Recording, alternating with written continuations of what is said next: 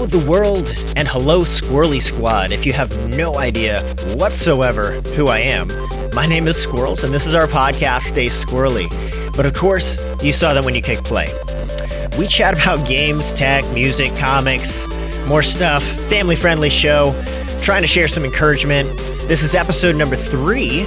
Some cool news stories this week in the entertainment field. I'll be talking to interesting stuff I've been doing, so let's go. All right, I was traveling again this week, so no particular shout-outs to announce by the way of subs or resubs or patrons, but hey, just a reminder, if you do watch me on Twitch, subscribers get the channel's unique Skwirlly emotes, these shout-outs on the show, and other benefits as time kind of goes on.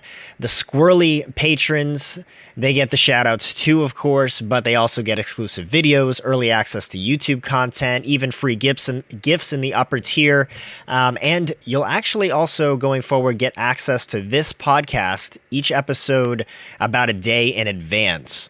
So, and ad-free, by the way. So, if you're not a big fan of the ads, the commercials, my voice advertising other things, and or you want early access to cool stuff, then check out the Patreon page. Just /Skwirls.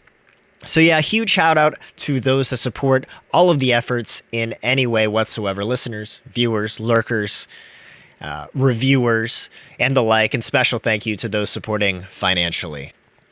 All right, let's get into the news. So with our 3 categories, gaming, tech, and entertainment, first up in the gaming section of the nerd news, this comes from IGN. Amazon cancels its Lord of the Rings MMORPG. Amazon has canceled the MMORPG that was first announced in 2019. As reported by Bloomberg, the game was in development at Amazon Game Studios alongside China-based Liu Technologies Holding Ltd, which was purchased by Tencent Holdings in December 2020.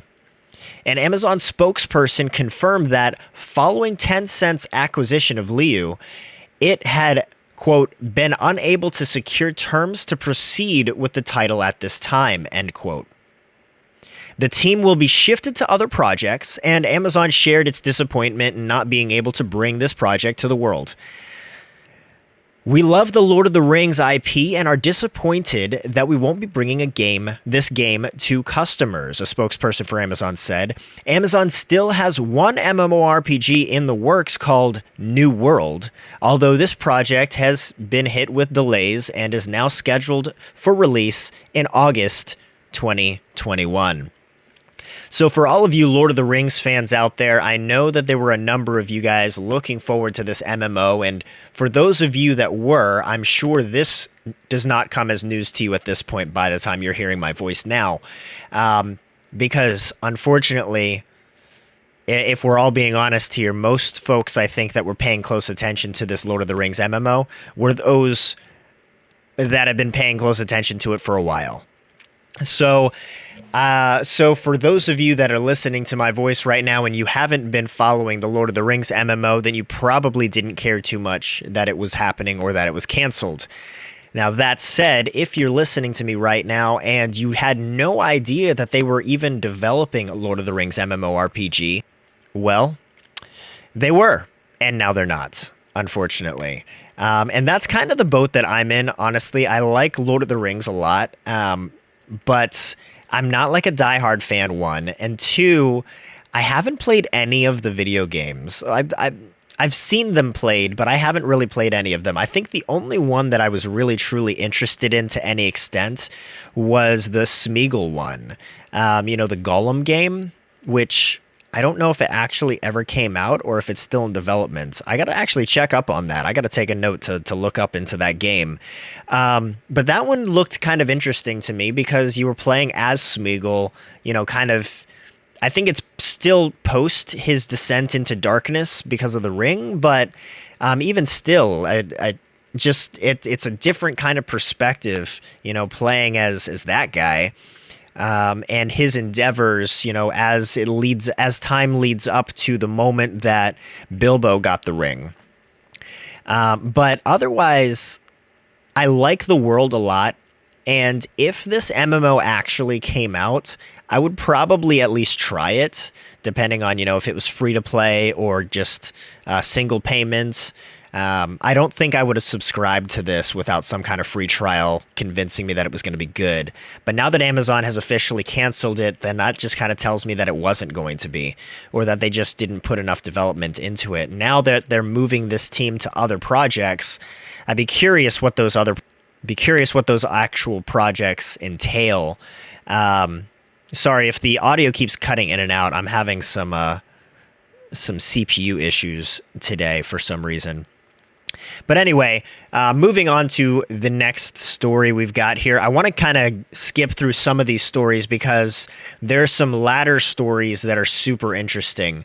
So next up in my list here, this comes from Destructoid. Magic Arena has a code for free levels as an apology for recent bugs. Again, excerpt is from Destructoid. Where'd my quests go? Magic Arena launched a big expansion in the form of Strixhaven set, and naturally, there's some bugs. It's not uncommon to see bugs at the start of a huge patch, Fallout 76, ho! But Magic Arena has become sort of known for it, especially day one. But a few bugs lingered for nearly a week before being fixed, and Wizards of the Coast is giving players a little something for their trouble. In short, a lot of players found that their quest bar at the bottom of the main menu was missing. This prevented players from seeing XP boosting quests properly, and thus halting progress for the Mastery Season Pass. Other players reported problems seeing their friends list, which is a mighty big issue if you play socially often. So a hotfix just launched last week and fixed both of those problems. Wizard is sorry for the confusion and decided to launch a code to provide some compensation. To unlock it, just use the code Restorative Burst in the storefront, itself a card reference, to grab 2 free Mastery Pass levels. Folks, I don't know if this is still going on. The time of this article was the beginning of this past week. So I don't know if this code still functions. I imagine it probably still does, but I don't know. I don't know how long this promotional credit was going to go on for. I'll probably try this out later today, if not tomorrow. But yeah, so for those of you that play Magic Arena, which of course is one of the online platforms for playing Magic the Gathering, the card game, if you play Magic Arena, definitely check out Restorative Burst if you haven't already, to hopefully fix some issues. So yeah, there you go. Hopefully it works for you still. If not, it's not my fault. But hopefully you also didn't experience any of the issues with Strixhaven coming out. Honestly, I haven't paid very close attention to Strixhaven for this set just yet. But if you recall from one or two episodes ago, I did mention Strixhaven was coming out, and to any of you out there that are big fans of Harry Potter that have considered playing Magic but didn't, this might be the set to get you into the game, as it's very Magic-y houses type of thing. But alas, I haven't done a ton of research into this set yet. I have seen that there are 1 or 2 new Squirrel cards, so I'll probably be checking those out, as my main EDH commander deck is a Skwirls tribal deck. And if you're listening to me right now and you don't know what that means, we're probably going to have a featured segment in the future that just kind of showcases some of what I like to play, some of the metas that I like to play, and the decks I use in Magic. And in that feature set, we'll probably describe a little bit of the how-tos in playing, and maybe that'll entice you to play a little bit. But in the meantime, let's move on to the third and probably biggest gaming news of this past week. The D.I.C.E Awards winners. The D.I.C.E Awards winners. I'm pulling the awards list here from IGN. But a little excerpt here that starts off the article. Hades, as in the game, has continued its sweep of gaming awards ceremonies after winning in 5 categories at the 24th annual D.I.C.E Awards, including Game of the Year.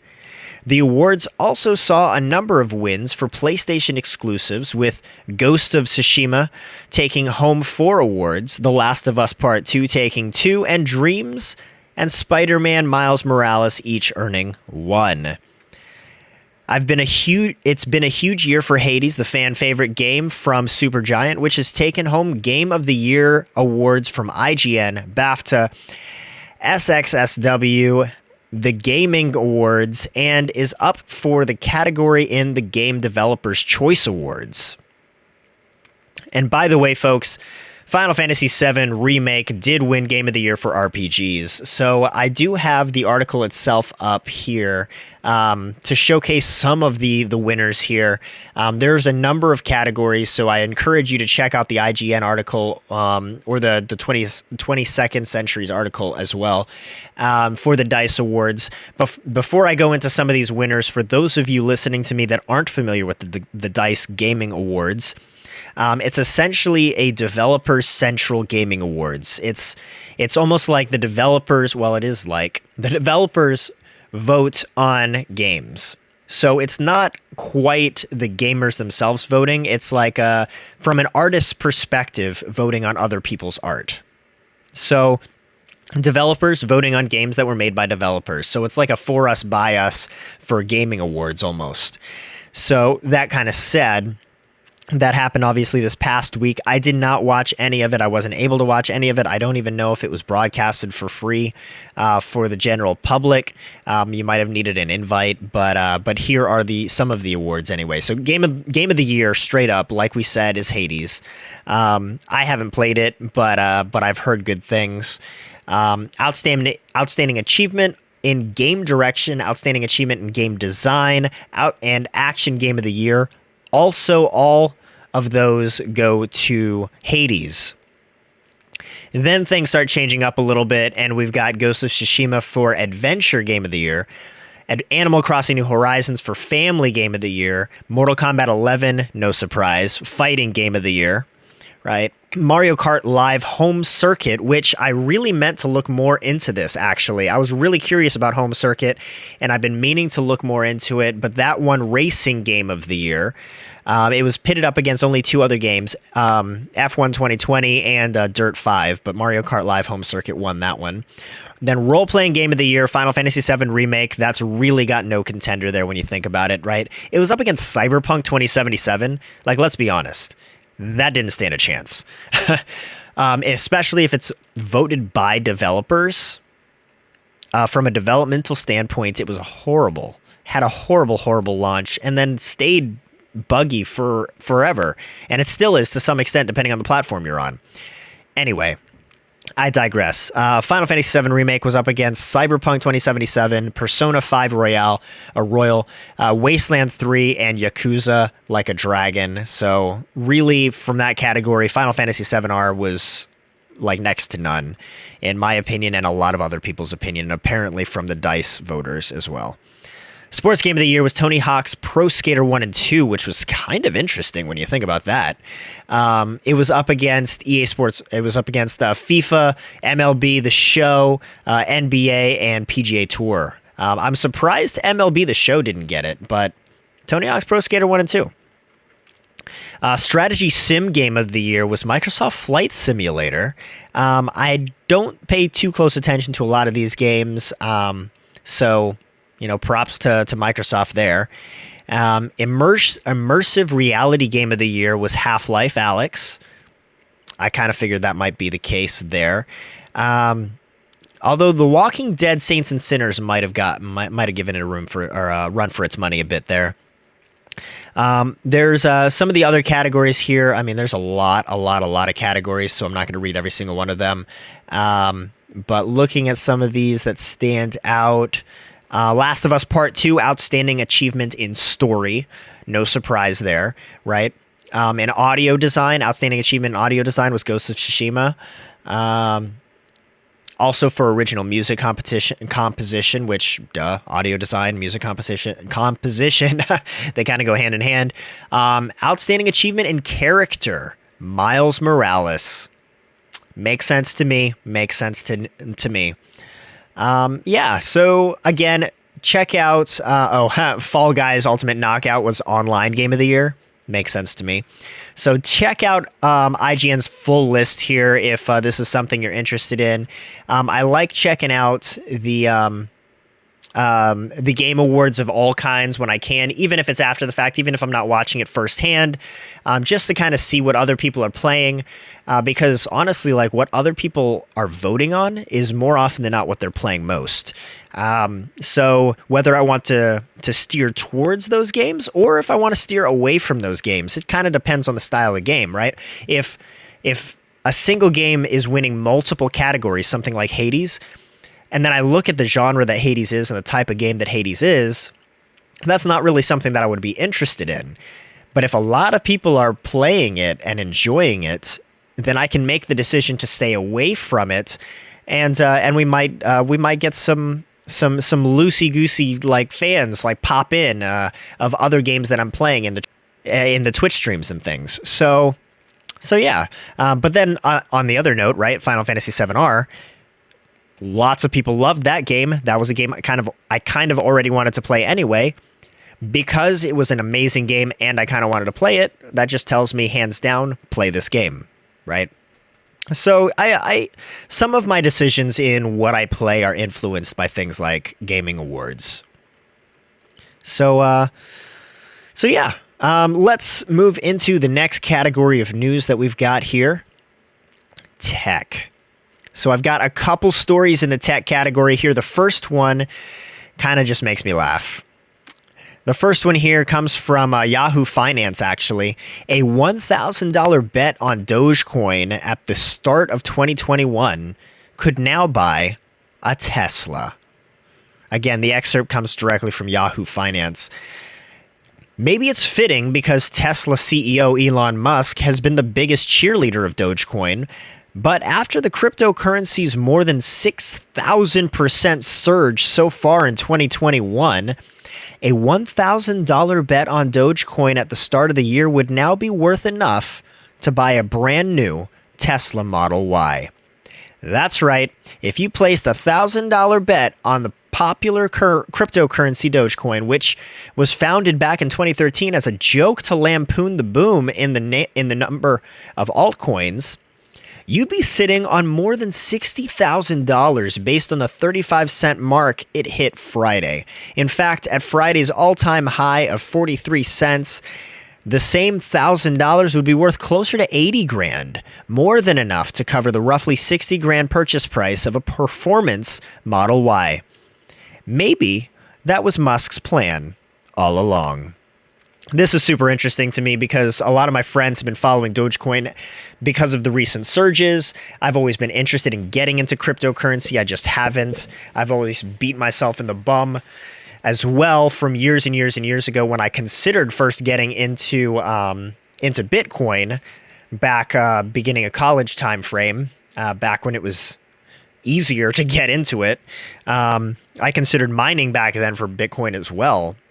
Didn't do either, and now it hurts, right? Looking back on what could have been, and I'm, part of me is wondering, am I missing the boat on this next one here with Dogecoin, or is this just going to be a fad that's going to dwindle quickly in the not too distant future?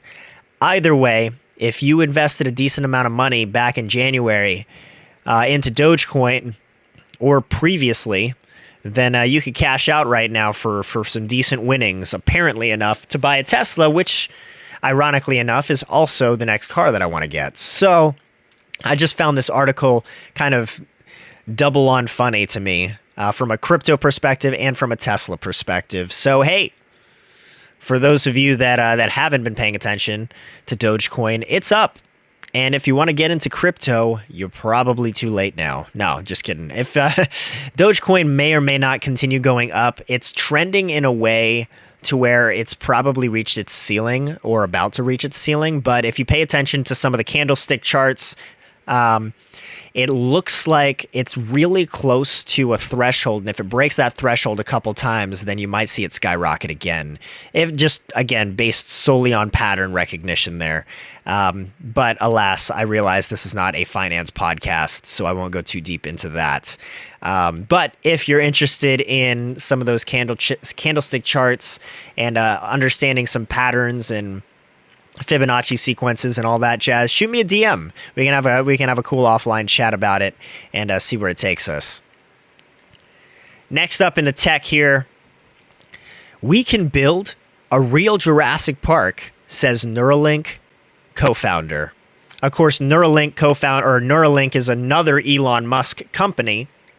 So this is kind of funny and a nice little transition from the previous one where we're talking directly about Elon Musk to now talking about one of his Neuralink co-founders, apparently stating that we can build a real Jurassic Park. This excerpt comes from Popular Mechanics. A co-founder of Neuralink, the brain implant startup that recently embedded a chip into a monkey's brain, allowing the primate to play video games. By the way, we talked about that last week on this podcast, StaySkwirlly, has suggested we have the technology to build a real Jurassic Park. But in an upset, Elon Musk, the company's most famous co-founder, wasn't the one who made the attention-grabbing comments. In a tweet, biomechanical engineer Max Hodak wrote, quote, "We could probably build Jurassic Park if we wanted to. Wouldn't be genetically authentic dinosaurs, but shrug. Maybe 15 years of breeding plus engineering to get super exotic novel species," end quote. But then he continued in another quote, "Biodiversity, anti-fragility is definitely valuable. Conservation is important and makes sense, but why do we stop there? Why don't we more intentionally try to generate novel diversity?" Is Hodak right to suggest that not only could we build such a park, but also fill it with super exotic novel dinosaur species?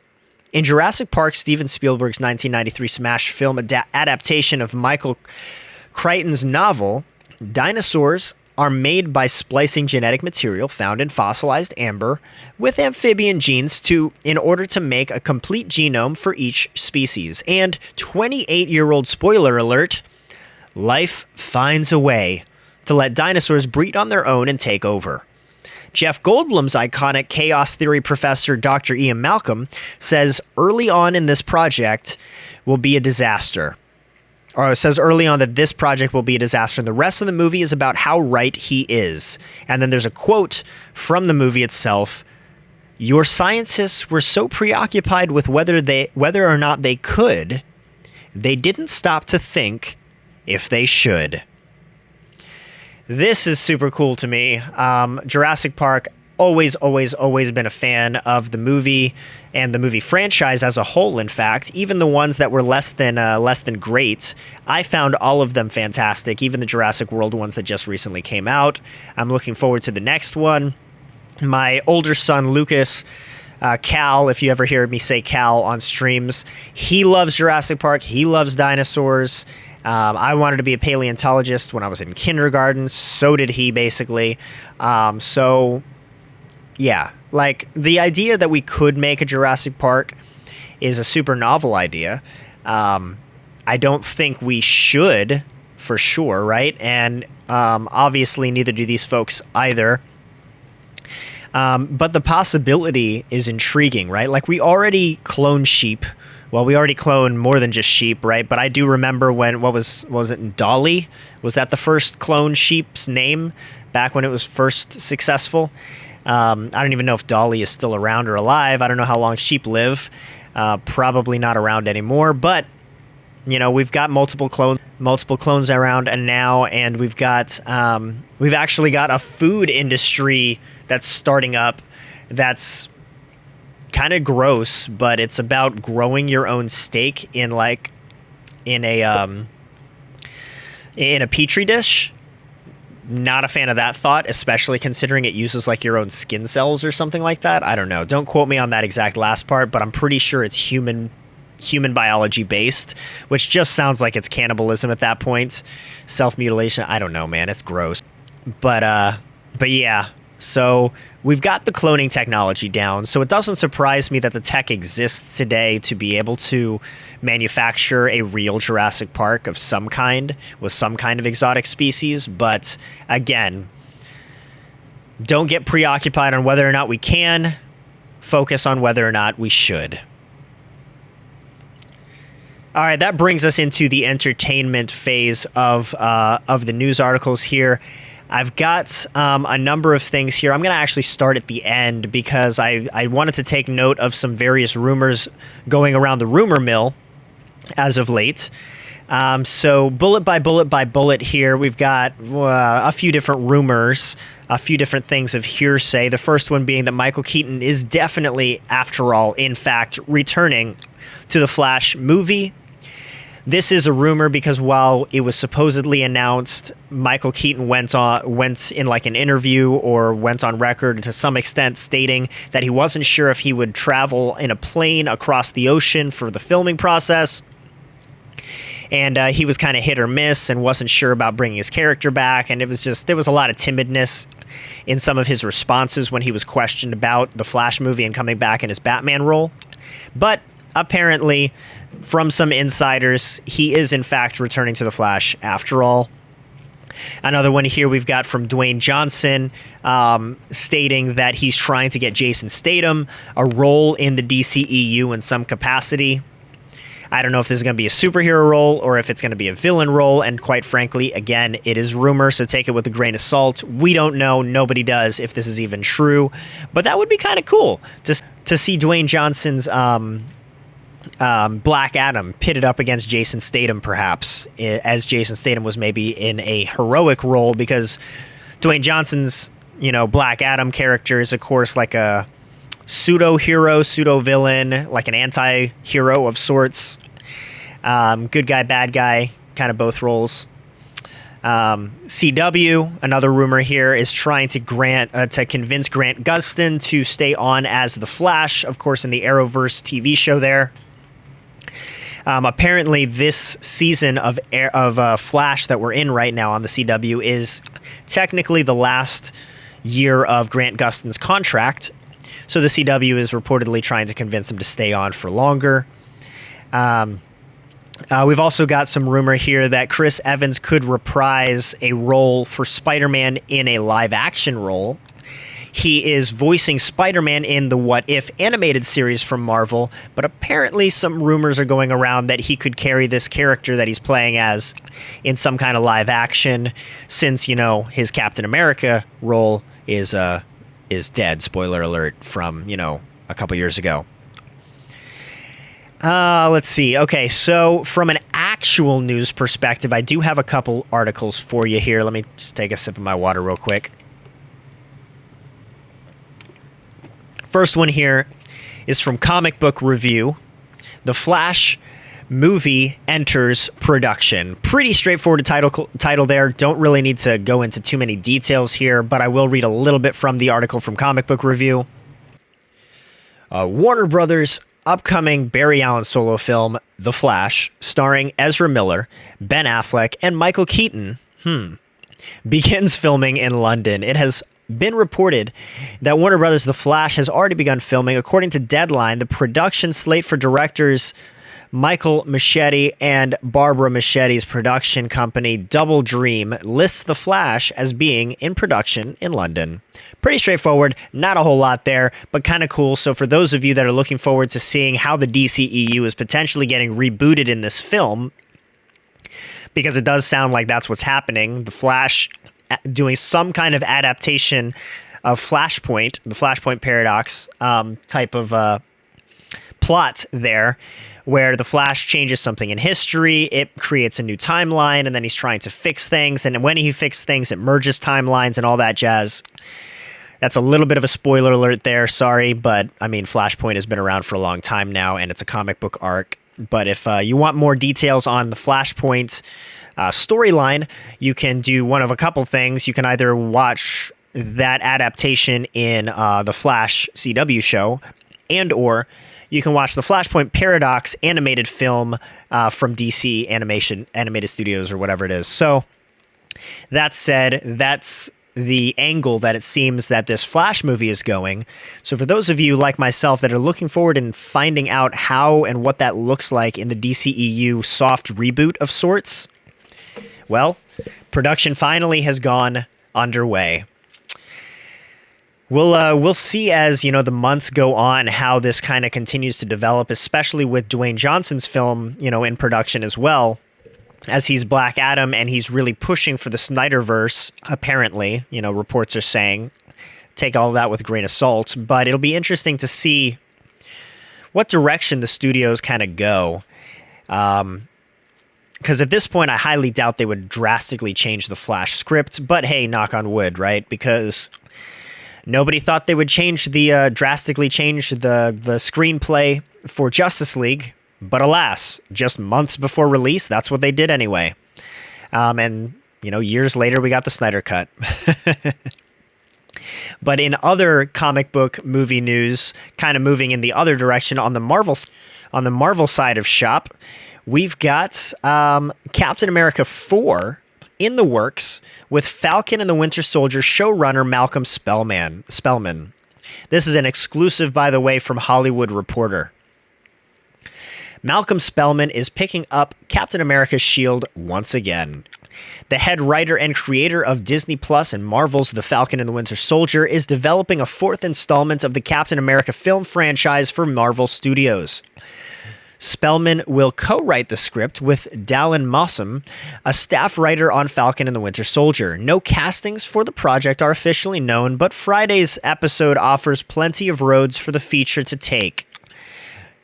Minor spoilers ahead, by the way, for Falcon and Winter Soldier, which obviously this past Friday concluded. So continuing on with this, you've been warned.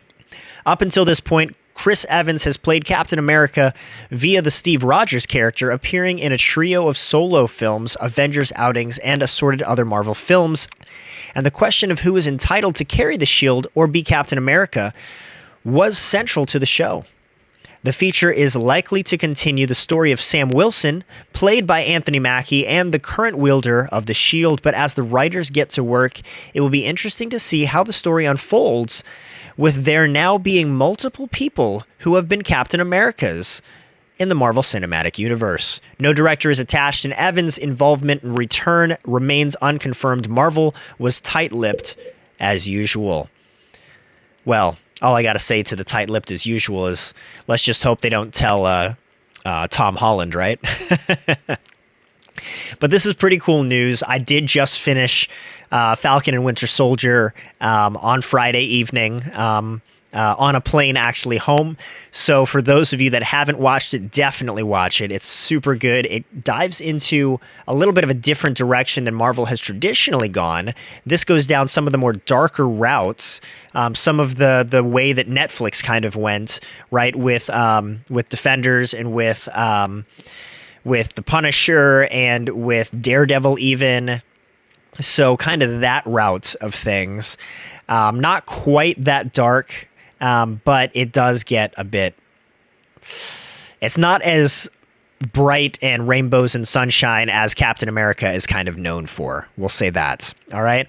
That said, that's a great segue actually into talking about Falcon and Winter Soldier, as well as something else that came out on Friday, Mortal Kombat on HBO Max.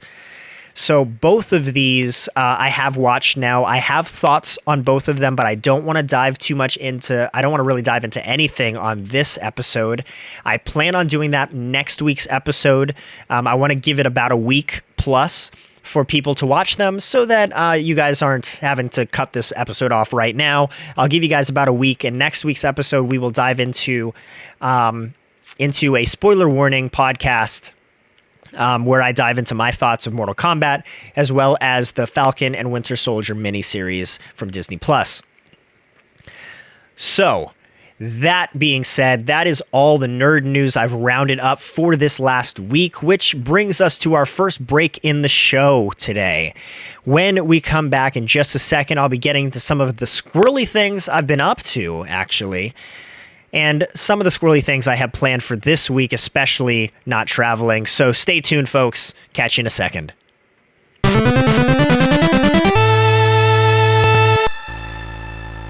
So like I mentioned earlier on, I was traveling this past week, went out to Dayton, Ohio. That was cool.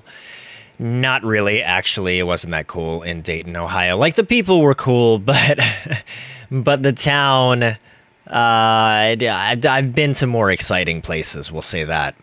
But the point is, I only got a single stream in last Monday, nothing on Wednesday or Friday, unfortunately. But this past week, I did a lot of experimentation utilizing my Surface Duo, my new phone, versus my Surface Pro, which is the quote-unquote laptop, so to speak, that I carry with me in my travels for work. Let me tell you, first of all, using any Android phone these days lends itself nicely for remote gaming. It really does. Like, yes, iOS, Apple iPhones do too to some extent, but you have more freedom naturally with Android. And this is not an Android versus iOS like conversation that I'm trying to have right now. I legit have nothing against iPhone. I had iPhone for a very, very, very long time. But I enjoy the versatility that I have with my Android, whereas some folks don't need that or don't care for it. And yeah, I could unlock or jailbreak an iPhone, but personally, I'd rather not void warranties. That's just my take. So all of that aside, with my Surface Duo, the big thing it started doing for me this past week was, instead of having a single screen to do all of the things that I've been doing, now I've got two screens. And so I can have like OBS running on one screen, the mobile version of Streamlabs OBS on one screen, and then on the other screen have the game. Or on one screen I can have the game, and on the other screen I could have a tutorial or Google Chrome page or Discord or whatever. So it's super cool in that regard. And I haven't fully tested using slobs on mobile on my Surface Duo just yet, but I plan to soon. Or just at the very least use the Duo for my gaming purposes and then screen share it or screencast it to my Surface Pro to run Streamlabs OBS. Obviously, I didn't do that at all last week, but that is kind of the plan. That's the direction that I'm planning on going in anyway. But how does this work? How do I game remotely on my Duo on Android? Well, four main ways that I'm doing this. One, the first and foremost and easiest method, honestly, is Xbox Games Pass. It's the least expensive and the most the most stable, we'll say. In my experience so far, Xbox Games Pass has definitely been the most stable for cloud/remote gaming on my phone. And it works beautifully well, whether you're using an Xbox controller, a PS4 controller, or some other gamepad. So it works most all around. That has been fantastic. I've been enjoying that thoroughly. I just got the Xbox Games Pass Ultimate. For those of you that don't have the Ultimate, that basically enables you to include the cloud gaming part, but it includes PC and Xbox as well. Secondly, so Xbox Games Pass first and foremost. The second one that works great is GeForce Now. GeForce Now is by NVIDIA, and if you guys aren't familiar with GeForce Now, it's basically NVIDIA's cloud platform that's been around for a few years now. I first started using it when it was still in like early access, like alpha, like closed beta, something like that. And it worked wonders. But I used it to game on a laptop at max settings rather than upgrade my laptop. Now, since then, I've realized, okay, I can use this on my phone.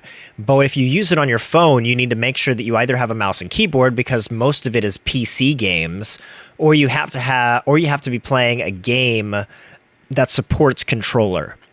Because, just backtracking a little bit here, GeForce Now is really designed for streaming, for cloud gaming of PC games. So it imports like your stream library of games in your stream library that are available in NVIDIA's cloud. It imports Epic Games library that are available in NVIDIA cloud, and so on and so forth. So not all games are available. There are a lot of games available. The popular ones are definitely in there. But for the most part, those games don't all have controller support, or if they do, it's partial controller support. So the issue I'm running into right now is I no longer have like a foldable travel keyboard to use with my Surface Duo.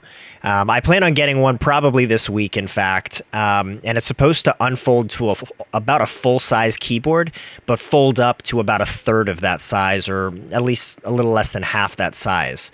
So I'm excited to get it. It's even got backlit, multicolor backlit keyboard.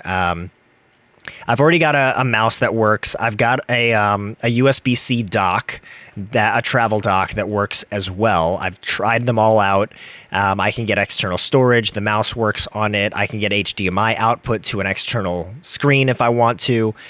So everything works, but GeForce Now, right now, I'm pretty limited to games that only support controller. Yeah, that said, I was playing Valheim on it successfully earlier this morning when I was dropping my son off at school, and that was pretty cool. From the car, using my Surface Duo and a PS4 controller on GeForce Now. So Xbox Games Pass, number 1, number 2, GeForce Now, number 3, PS4 Remote Play. That's why I carry around a PS4 controller, because PS4 Remote Play only supports PS4 controllers. I am considering getting a small regular gamepad that models Xbox, but if I ever want to play PS4 Remote Play, I have to have a PS4 controller. So it's a trade-off, and it's unfortunate, but it's true. Now, I could get the kid version of the PS4 controller, but it only comes in wired, not wireless, and it comes with like a 9-foot cable. That defeats the whole point of it. Me carrying it around, honestly. I can't be. No, that's insane. Like that's too much. That's too much to carry. Wireless is preferred. Less cables, the better. I'm trying to downsize here in my travels. So PS4 Remote Play does work pretty well, but with my at my in-laws' house right now, the internet is not as stable as I'd like it to be, and because of that, I have intermittent connectivity via PS4 Remote Play to my home PS4. Now, if PlayStation/Sony would get their act together and have a better cloud gaming service with a better library, that's a whole nother story. Now we might be talking, but in the meantime, Xbox Games Pass and GeForce Now work better than PS4 Remote Play in my case, in my use cases. Now, as a last resort, I can use Splashtop to remote into my home desktop computer. But again, we run into the issue of the internet stability. Until my internet is stable, again, to trust it, then I'm not going to trust Splashtop remote desktoping into my home desktop to PC game. And again, that's still PC gaming only, so keyboard and mouse kind of required there.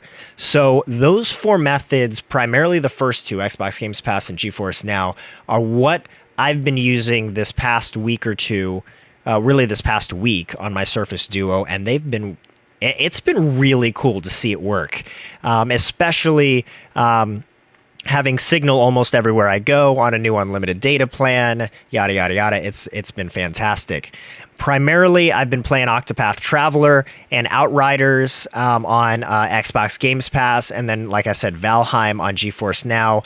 Now, the unfortunate thing with Valheim or anything on GeForce Now is if I want to join a server that requires mods, I'm a little stuck out of luck because you can't install mods using GeForce Now, at least as of right now. There are some workarounds, but they're hit or miss on how well they work or how long they work for. So the good news is the mods I'm using in Valheim on my dad's server aren't like so massive of game improvements. It's really just Valheim Plus, which comes with a couple different mods to the game, like a better inventory size, auto repairing when you hit the workbench, a couple chests auto work at like the forge or whatever, or a couple other the smelter. And the building works a little bit better. It's a little less finicky with the building and the ground. But other than that, other than those basic quality of life improvements, it's basically the same game. So I can survive playing Valheim without those mods. I just have to keep in mind that if I'm going to play Valheim on my Surface Duo, I cannot, via GeForce Now, I cannot use my dad's server. I can't get on my dad's server, unfortunately. So it's pros and cons there.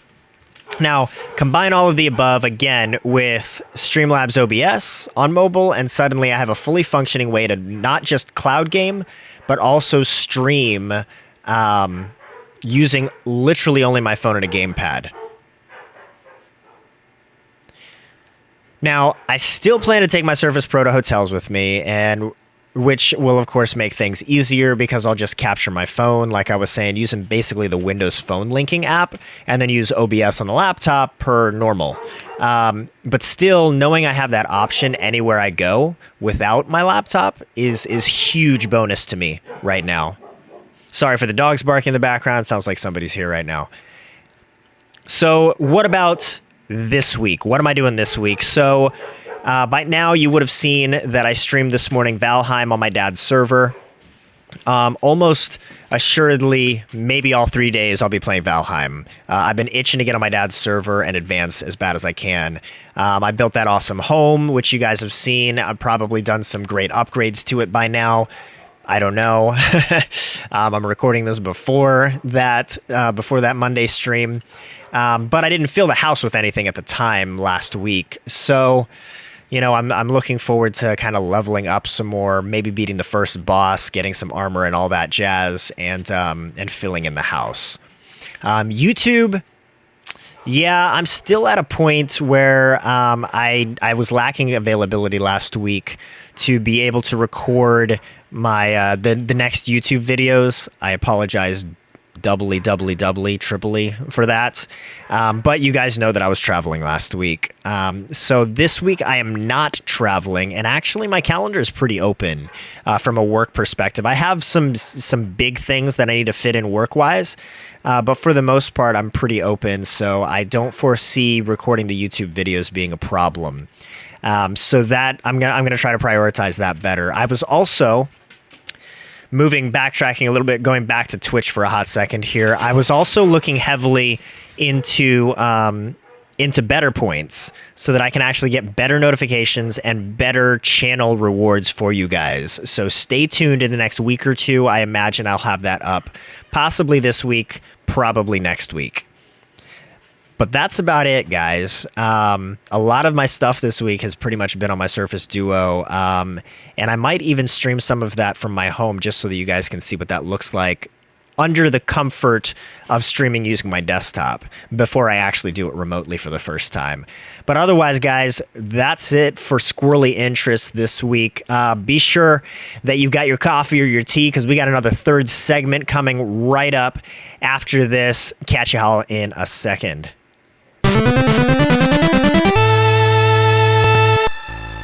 Okay, so what am I diffusing today, and why should you care, especially as a nerd?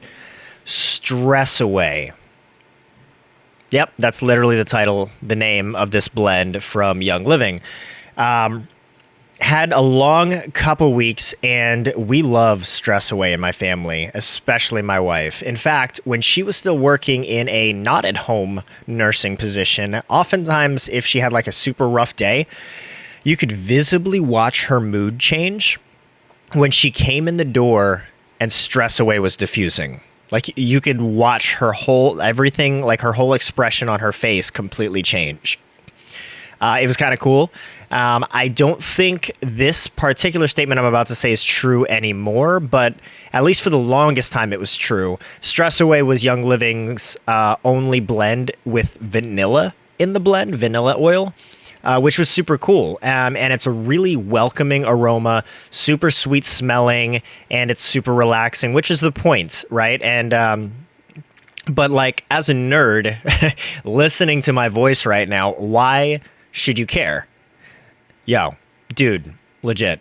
Who doesn't need some relaxation and stress relief after a ton of competitive gaming matches? That's it. Like, in a nutshell, seriously. It relieves stress. It's like diffusing lavender. But lavender has a natural calm to it and some healing properties, whereas Stress Away is just like good vibes all around. The same can be true with another blend called Peace and Calming, which is what I actually carry with me when I travel for business. Primarily just because in my case, I feel like Peace and Calming, I like the smell of that better than Stress Away. But Stress Away is kind of the go-to in the house for that mood setter, for that emotion, for that feeling. So, yeah. Hopefully you guys can agree with me. For those of you that have tried Stress Away, if you haven't, or you want to check out some other stuff, go ahead, check out myyl.com/skwirls.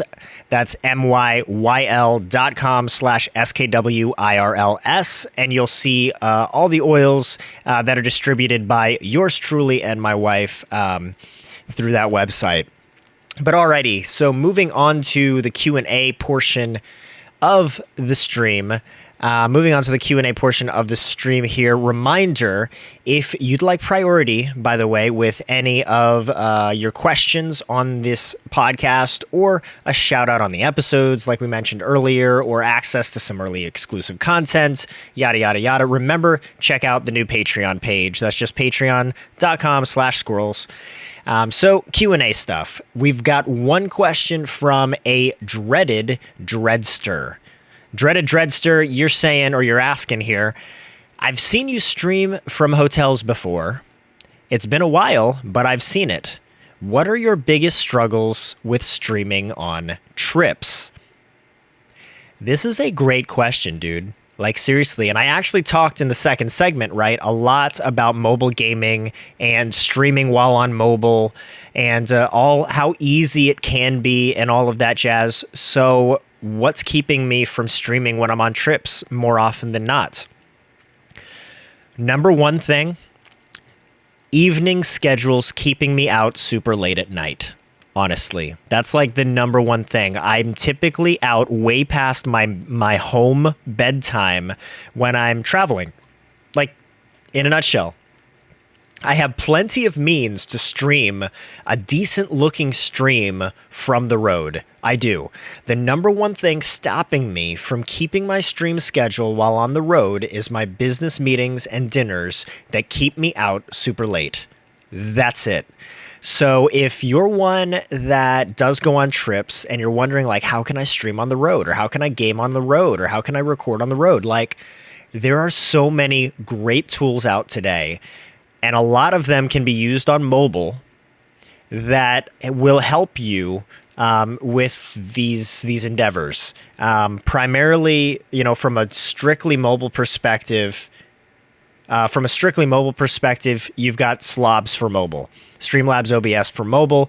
Unfortunately, I can't find any kind of regular OBS for mobile, or anything else for that matter, that's capable of doing multiple things. That's capable of recording your screen, recording your phone's audio, recording using your camera, positioning your camera on an actual scene overlay, and import images as well, by the way, into that overlay. So you can create a straight scene in Slobs for mobile and then record or stream using that with direct integration to your Twitch channel. Like, it's a fantastic app.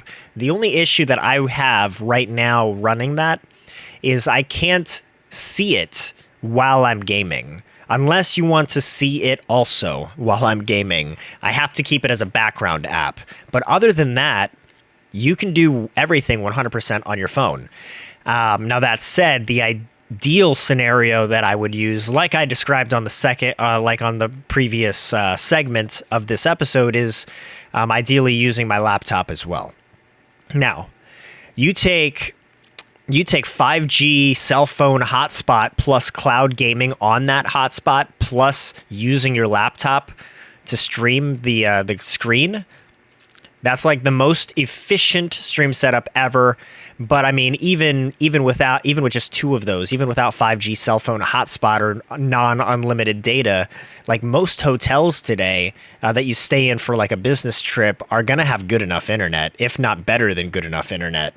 Some hotels I stay in have better internet than my home internet, especially right now where I'm at. So yeah, to answer your question, back to your original question, most succinctly, what is my biggest struggle with streaming on trips? My schedule. That's it, in a nutshell. So if you're asking the question because you would like to try streaming on trips as well, dude, the sky's the limit. Like you can definitely do it. It's not difficult.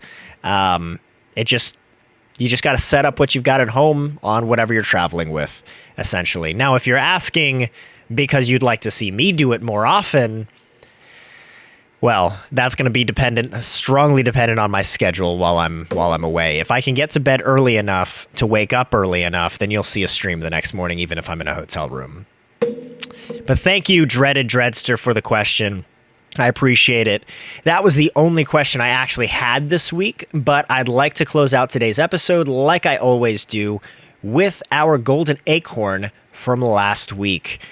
Number 15 was an anonymous source.